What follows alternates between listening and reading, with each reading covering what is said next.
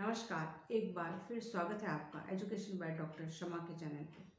आज हम आरपीएससी द्वारा आयोजित तृतीय श्रेणी शिक्षक भर्ती परीक्षा के इतिहास विषय के प्रश्न पत्र के विश्व इतिहास से संबंधित तथ्यों को प्रश्न उत्तर के रूप में लेकर फिर प्रस्तुत हैं। आज हम फ्रांस की क्रांति से संबंधित महत्वपूर्ण प्रश्नों व तथ्यों को देखेंगे। फ्रांस की क्रांति जितनी शस्त्रों का संघर्ष थी, उतनी ही विचारों की। स्वतंत्रता, समानता, भ्रातृत्व की भावना फ्रांस की क्रांति की शाश्वत देन है और नेपोलियन उसकी उपज। किसी भी देश में होने वाली क्रांति के बीच उस देश की जनता की स्थिति और मनोदशा में निहित रहते हैं। असंतोष को जन्म देने वाली भौतिक परिस्थितियां क्रांति हेतु आवश्यक पृष्ठभूमि तैयार करती है तथा बौद्धिक चेतना बहुजन को उन परिस्थितियों से मुक्ति पाने हेतु प्रेरित करती है। ऐसी स्थितियों में जब शासन या सरकार के लिए पुरानी लीक पर चलना कठिन हो जाता है और वह सफल सुधार योजना द्वारा समय के अनुसार नया रास्ता खोजने में असफल रहती है तथा असंतोष वर्ग को अपनी ताकत का एहसास होता है, तो देश में क्रांति होना अनिवार्य होता है। फ्रांस में भी ऐसी ही स्थितियां थी। आज हम फ्रांस की क्रांति से संबंधित महत्वपूर्ण प्रश्नों और तथ्यों को शुरू कर रहे हैं। तो प्रथम प्रश्न है, यह कथन किसका है कि जब फ्रांस को जुकाम होता है तो समस्त यूरोप छींकता है? मैटरनिक। यह कथन मैटरनिक का था। 1789 की फ्रांस की क्रांति के समय वहां किस राजवंश का शासन था? तो वहां पर बुर्बो राजवंश का शासन था। अगला प्रश्न है, क्रांति से पूर्व फ्रांस में जो सामाजिक, आर्थिक, धार्मिक व्यवस्था थी उसे क्या कहा जाता था? तो उसे पुरातन व्यवस्था कहा जाता था। यह कथन किसका है कि मैं ही राज्य हूँ? यह कथन फ्रांस के शासक लुई 14 का कथन है। वह एक निरंकुश शासक था और उसका काल निरंकुशता की चरम सीमा था। उसका कार्यकाल 1643 से 1715 तक माना जाता है। अगला प्रश्न है, फ्रांस के किस शासक ने यह कहा था कि मेरी मृत्यु के बाद प्रलय होगी? यह कथन लुई 15 का था। इसका कार्यकाल 1715 से लगाकर 1774 तक का माना जाता है। अगला प्रश्न है, 1789 की फ्रांस की क्रांति के समय वहां का शासक कौन था? जब क्रांति प्रारंभ हुई तो वहां का शासक कौन था? उत्तर है लुई 16 उस समय वहां का शासक था। उसका कार्यकाल 1774 से 1793 के बीच का माना जाता है। यह चीज उसका कथन था कि यह चीज इसलिए कानूनी है क्योंकि यह मैं चाहता हूं। उसमें निर्णय लेने की क्षमता नहीं थी, लेकिन अनगिनत ऐसे अनुचित कानून उसने बना लिए थे जिससे जनता त्रस्त थी। फ्रांस के शासक लुई 16 पर उसकी किस रानी का पूर्ण प्रभाव और नियंत्रण था? तो उस रानी का नाम है मैरी आंतवानेट। मैरी आंतवानेट ऑस्ट्रिया के शासक जोसेफ II की पुत्री थी। वह जिद्दी, अभिमानी, फिजूल खर्च करने वाली महिला थी और राज्य के संचालन का कोई उसे अनुभव नहीं था। वो हमेशा ही लोभी, लालची लोगों से घिरा रहना पसंद करती थी। अगला प्रश्न है, ये किसने कहा था कि रोटी नहीं है तो क्यों नहीं खा लेती? ये कथन रानी मैरी आंतवानेट का है। जब लोगों ने उनसे रोटी की मांग की तो उन्होंने कहा, ये क्यों चिल्ला रहे हैं? अगर रोटी नहीं है तो केक क्यों नहीं खा लेती? उसकी बुद्धिमत्ता का अनुमान इसी से लगाया जा सकता है कि लोग भूखे हैं। अगर पैसे होते तो वो केक क्या, सारी सुविधा की वस्तुएं ही खरीद लेती। अगला प्रश्न है, ये फ्रांस के किस शासक ने अपना ताज पहनते हुए कहा था कि यह मुझे चुभता है? यह लुई 16 ने अपने राज्याभिषेक के समय जब उन्हें यह ताज पहनाया गया तो सबने पूछा आपको कैसा महसूस हो रहा है, तो उसने उत्तर दिया कि ये मुझे चुभता है। वास्तव में ये मुकुट उसे जीवन भर ही चुभता रहा। अगला प्रश्न है, फ्रांस के राजा की ओर से जारी उस वारंट पत्र को क्या कहा जाता था जिसके द्वारा बिना किसी व्यक्ति पर अभियोग चलाए ही उसे गिरफ्तार किया जा सकता था और उसे दंडित भी किया जा सकता था? उसे लेटर द कास्ते कहा जाता था। इसके माध्यम से किसी भी व्यक्ति को गिरफ्तार कर सकती थी सरकार और उस पर अभियोग चलाए बिना ही उसे दंड भी दे सकती थी। अगला प्रश्न है, फ्रांस में एक प्रतिनिधि सभा भी थी जिसका अधिवेशन 1614 ईस्वी के बाद हुआ ही नहीं था। उस जनरल का नाम है स्टेट जनरल। यह प्रतिनिधियों की एक सभा थी जो कि राजा को सलाह देने के लिए थी, लेकिन 1614 के बाद इसकी कोई भी सभा बुलाई ही नहीं गई थी। राजा बिल्कुल निरंकुश हो चुका था। अगला प्रश्न है, फ्रांस में ऐसी कौन सी संस्था थी जो उच्च न्यायालय के समान न्याय करने का कार्य करती थी? राजा के आदेशों को कानून के रूप में पंजीकृत करने का कार्य करती थी। उस संस्था का नाम है पार्लियामेंट। ये टोटल 13 थी। अगला प्रश्न है, यह कथन किसका है कि फ्रांस में यात्रा करते समय सरकारी कानून उसी तरह बदलते हैं जैसे गाड़ी के घोड़े? यह कथन बुद्धिजीवी विचारक वॉल्टेयर का है। अगला प्रश्न है, फ्रांस की क्रांति के समय फ्रांस का समाज किन 3 वर्गों में विभाजित था? उत्तर है, ये 3 वर्ग थे। पादरी वर्ग, जिसे क्लीज क्लास कहा जाता था, ये प्रथम स्टेट कहलाती थी। दूसरे है कुलीन वर्ग, जिसे एलिट क्लास कहा जाता था। तीसरा है सर्वसाधारण वर्ग, जिसे कॉमनर क्लास कहा जाता था। प्रथम 2 वर्ग, पादरी वर्ग और कुलीन वर्ग, ये विशेषाधिकार प्राप्त वर्ग था और अंतिम सर्वसाधारण वर्ग विशेषाधिकार विहीन वर्ग था। फ्रांस की कुल जनसंख्या में विशेषाधिकार प्राप्त वर्ग केवल 1% था, जबकि फ्रांस की कुल संपत्ति का 5वां हिस्सा इनके पास था।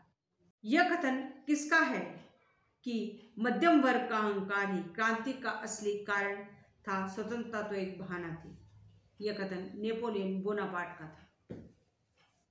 परीक्षा में कमेंट्स कथन के विषय में बहुत सारे प्रश्न आते हैं, विशेषकर विश्व इतिहास से संबंधित। इसीलिए हमने इन महत्वपूर्ण कथनों का भी समावेश प्रश्नों के रूप में इसमें किया है। हमारा अगला प्रश्न है, फ्रांस में पादरियों की कितनी श्रेणियां थी? तो फ्रांस में चर्च में जो धर्म उपदेश देते थे उन्हें पादरी कहा जाता था।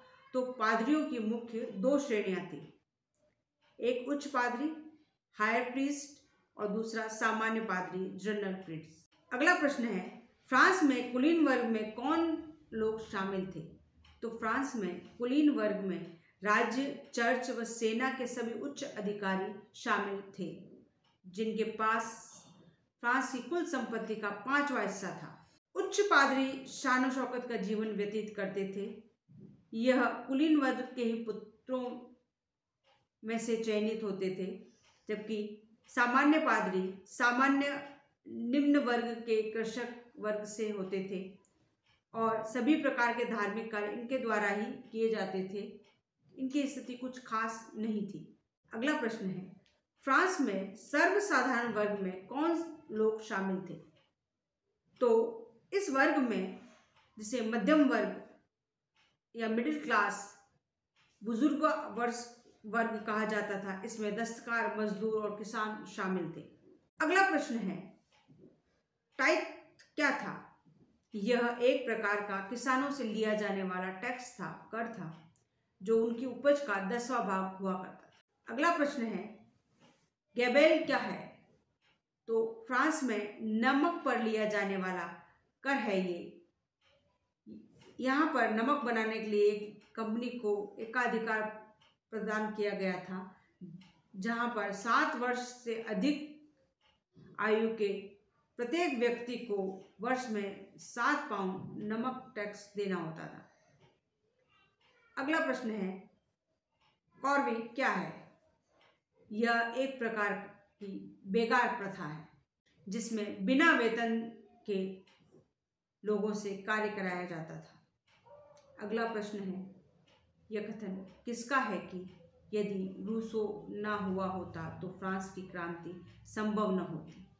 यह कथन नेपोलियन बोनापार्ट। अगला प्रश्न है, फ्रांस की क्रांति के आदर्श माने जाने वाले स्वतंत्रता, समानता और बंधुत्व के आदर्श वाक्य का जनक कौन है?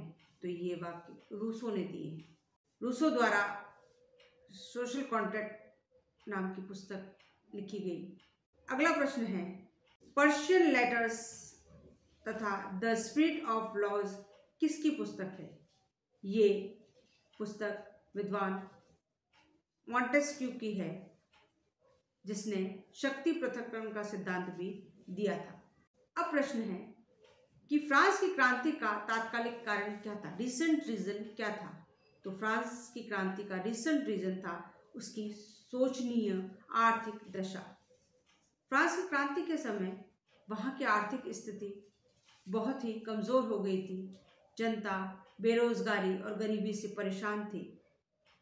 उस काल में वित्त मंत्री रहे तुर्गो, नेकर, फ्लोरी, कैलोन, बाइन की आर्थिक नीतियाँ इसके लिए उत्तरदायी थी।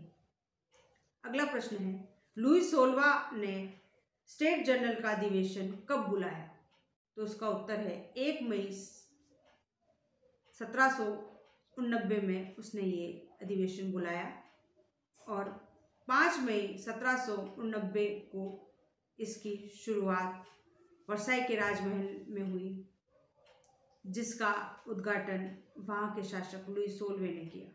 इस सभा ने 17 जून 1789 को स्वयं को राष्ट्रीय सभा घोषित किया और 20 जून 1789 को जब राजा ने सभा भवन पर ताले लगा दिए तो वे पास स्थित टेनिस कोर्ट के मैदान में सभा करने के लिए एकत्रित हुए और यहाँ उन्होंने शपथ ली कि जब तक नया संविधान नहीं बन जाता वे यहीं रहेंगे और संविधान का निर्माण होगा।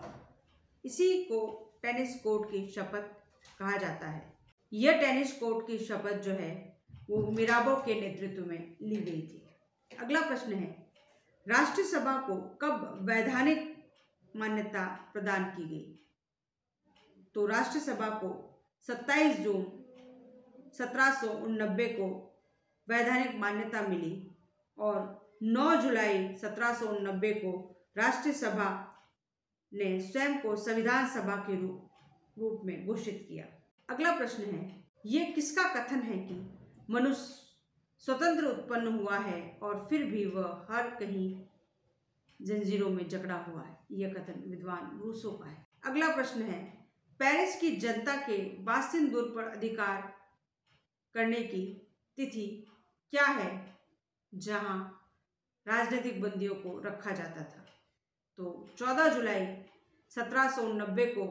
अगला प्रश्न है, पेरिस की जनता ने पुरातन राज्य प्रशासन को समाप्त करके कौन सी सरकार बनाई? तो फ्रांस की जनता ने पुरातन राज्य प्रशासन को समाप्त करके नई म्यूनिसिपल सरकार बनाई। अगला प्रश्न है, राष्ट्रीय सभा अर्थात संविधान सभा ने कब मानव अधिकारों की घोषणा पत्र जारी किया? तो राष्ट्रीय सभा मानव अधिकारों का घोषणा पत्र जारी करने की तिथि थी 27 अगस्त 1789। इसे आधुनिक युग की इंजल भी कहा जाता है। अगला प्रश्न है, संविधान सभा ने कब चर्च की संपत्ति का राष्ट्रीयकरण कर दिया और चर्च की संपत्ति को राज्य की संपत्ति घोषित किया और राज्य के अधीन चर्च को कर दिया? वो तिथि थी 3 नवंबर 1789। पादरियों के लिए लिखित संविधान सिविल कॉन्स्टिट्यूशन ऑफ क्लीज मानने को अनिवार्य कर दिया। अगला प्रश्न है, फ्रांस का प्रथम लिखित संविधान कब बना? तो फ्रांस का प्रथम लिखित संविधान 1793 में बना। उसके बाद दूसरा संविधान 1793 में और तीसरा संविधान 1795 में बना। 1792 में की गई। लुई 16वां और उसकी पत्नी को गिलोटिन दिया गया, अर्थात मृत्युदंड की सजा दी गई। अगला प्रश्न है, राष्ट्रीय सभा ने स्वयं को कब भंग कर दिया तथा नई सत्ता डायरेक्टरी को सौंप दी? तो वो तिथि थी 26 अक्टूबर 1795। डायरेक्टरी का शासन 27 अक्टूबर से 1797 से 10 नवंबर 1799 तक चला। अगला प्रश्न है, नेपोलियन ने षड्यंत्र कर डायरेक्टरी को कब समाप्त कर दिया?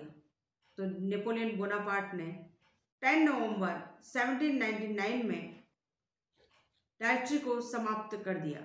अगला प्रश्न है, नेपोलियन ने कब स्वयं को फ्रांस का शासक घोषित किया? उत्तर है इस प्रकार। आज हमने फ्रांस की क्रांति 1789 से संबंधित महत्वपूर्ण तथ्यों को प्रश्न उत्तर के रूप में देखा। आशा है आपको ये क्लास आज अच्छी लगी होगी। हमने पूरा प्रयास किया है कि सारे तथ्यों को समाहित किया जाए, क्योंकि फ्रांस की क्रांति एक बहुत बड़ा विषय है। फिर भी हम महत्वपूर्ण तथ्यों को आपके सामने लाने में शायद सफल रहे हों। आप कमेंट्स करके अवश्य बताइएगा। क्लास अच्छी लगी हो तो उसे लाइक कीजिएगा, चैनल को सब्सक्राइब कीजिएगा और अपने दोस्तों के साथ शेयर कीजिएगा। शुक्रिया।